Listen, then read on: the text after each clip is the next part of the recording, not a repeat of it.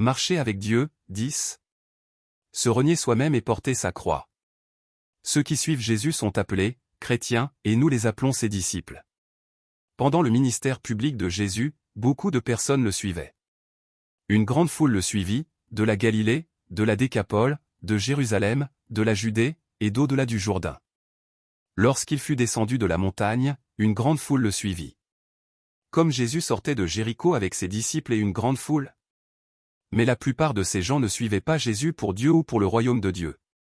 Ils le suivaient parce qu'ils avaient vu ses miracles et espéraient une vie meilleure ici-bas. L'Écriture dit. Pendant que Jésus était à Jérusalem, à la fête de Pâques, plusieurs crurent en son nom, voyant les miracles qu'il faisait. Mais Jésus ne se fiait point à eux, parce qu'il les connaissait tous, et parce qu'il n'avait pas besoin qu'on lui rendît témoignage d'aucun homme. Car il savait lui-même ce qui était dans l'homme. Jésus ne s'intéressait pas à la foule. À ceux qui voulaient le suivre, il donna une direction claire sur la manière dont ils devaient vivre.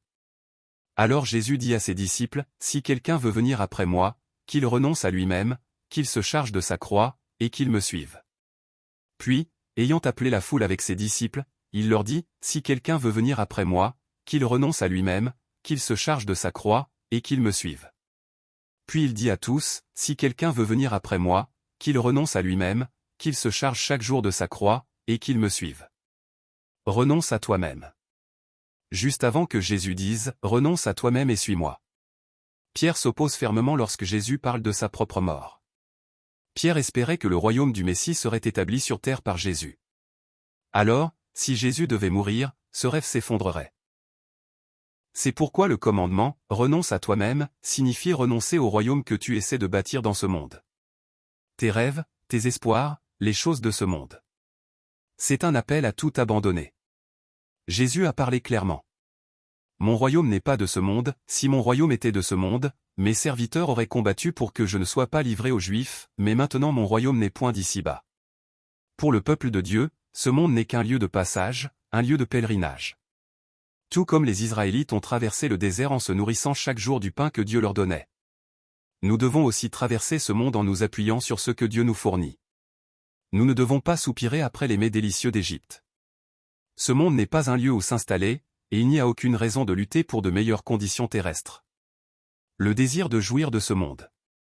C'est précisément cela que nous sommes appelés à renier. Ainsi, juste après avoir dit « Renonce à toi-même et suis-moi ». Jésus continue par ces paroles. « Car celui qui voudra sauver sa vie la perdra, mais celui qui la perdra à cause de moi la sauvera. » Finalement, Jésus dit toujours la même chose. En tant que peuple de Dieu, nous vivons dans ce monde, mais nous ne devons jamais oublier. La vie que nous vivons actuellement n'est pas la vie que nous posséderons pour l'éternité. La véritable vie, c'est la vie éternelle que nous goûterons dans le royaume de Dieu. Au final, ce que nous devons renier est ce qui doit être renié. C'est tout ce qui appartient à ce monde. La vie, dont parle Jésus ici représente tout ce qui est attaché à ce monde. Porteur sa croix. Jésus a dit, « Si quelqu'un veut venir après moi, qu'il renonce à lui-même, qu'il se charge de sa croix, et qu'il me suive. » Cette croix, c'est l'appel individuel que Dieu a donné à chacun de nous. C'est le rôle unique qui nous est confié. Ce rôle peut être quelque chose de visible durant notre vie sur cette terre. Ou bien quelque chose qui restera caché jusqu'à la fin de notre vie. Peut-être est-ce comme Abel offrant un sacrifice juste, mais étant frappé par Caïn, qui symbolise le monde. Préfigurant la souffrance du Christ. Ou peut-être comme Noé, qui supporta 100 ans de moquerie et de mépris de la part du monde. Mais marcha avec Dieu par sa grâce, construisant une arche pour seulement 8 personnes. Peut-être comme Isaac portant le bois pour son propre sacrifice sur le mont Morija, conduit par son père Abraham dans la foi. Ou comme Shadrach, Meshach et Abednego, jetés dans la fournaise ardente pour avoir refusé de se prosterner devant les idoles. Ou comme Daniel sachant que la mort l'attendait, mais continuant à prier, tourné vers Jérusalem 3 fois par jour. Et étant jeté dans la fosse aux lions. Ou comme Néhémie. Serviteur et chanson dans un pays étranger, mais quittant le confort pour rebâtir les murailles détruites de Jérusalem. Peut-être comme Job vivant droitement, mais perdant tous ses biens et tous ses enfants. Frappé de la plante des pieds jusqu'au sommet de la tête par des ulcères. Entendant sa propre femme lui dire « Maudit Dieu et meurt ». Ou comme David qui vainquit Goliath et remporta de nombreuses batailles. mais dut fuir comme un fugitif à cause de ses louanges. Saul a frappé ses 1000, et David ses 10 000. Bien qu'ayant eu 2 fois l'occasion de tuer Saul, David ne le fit pas. Il endura la discipline du Seigneur jusqu'au bout.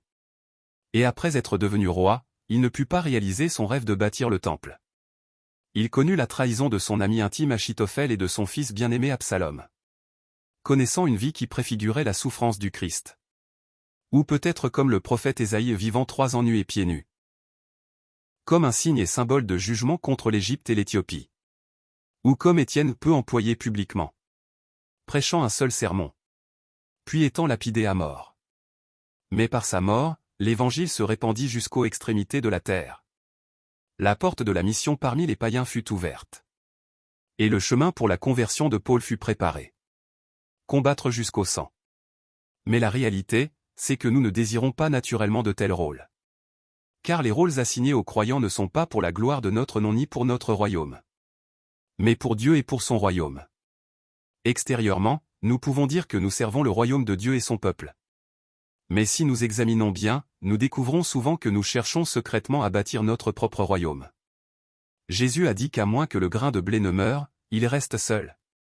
Mais s'il meurt, il porte beaucoup de fruits. C'est pourquoi Jésus a ordonné. Avant de porter la croix, renonce d'abord à toi-même. Se renier soi-même signifie reconnaître que nous ne sommes ni le roi, ni le maître. Cela signifie que, plutôt que de suivre la nature pécheresse qui recherche l'amour de soi, nous choisissons d'aimer le peuple de Dieu et même d'aimer nos ennemis.